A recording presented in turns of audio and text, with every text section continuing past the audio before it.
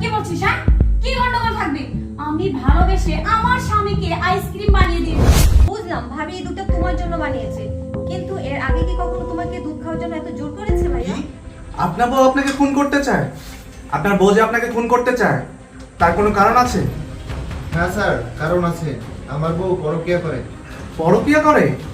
উনি যে পরকীয়া করে তার কোনো প্রমাণ আপনার কাছে আছে? হ্যাঁ স্যার, আমার কাছে প্রমাণ আছে। ও, প্রমাণ আছে? তাহলে তো কোনো টেনশনই নেই। আপনি এক কাজ করুন, আপনি প্রমাণ নিয়ে সরাসরি থানায় চলে আসুন, তারপর তো আমি আছি, ব্যবস্থা করে দেবো। কিন্তু স্যার, আমি তো বাসা থেকে বেরোতে ভয় পাচ্ছি। ওর পরকীয়া প্রেমিক আমার বাসার সামনে এসে দাঁড়ায় রয়েছে। আমি বাসা থেকে বেরোলেই আমাকে মারবে। আপনার কোনো টেনশন নাই, আপনি যেভাবেই হোক প্রমাণ নিয়ে আমাদের থানায় চলে আসুন, তারপর আমি ব্যবস্থা করছি। আপনার কোনো ভয় পাবেন না, আমি তো আছি। আচ্ছা ঠিক আছে স্যার। আচ্ছা ঠিক আছে। শোনো, এই যে তোমার জন্য দুধ নিয়ে আসছি। দুধ? তুমি তো সচরাচর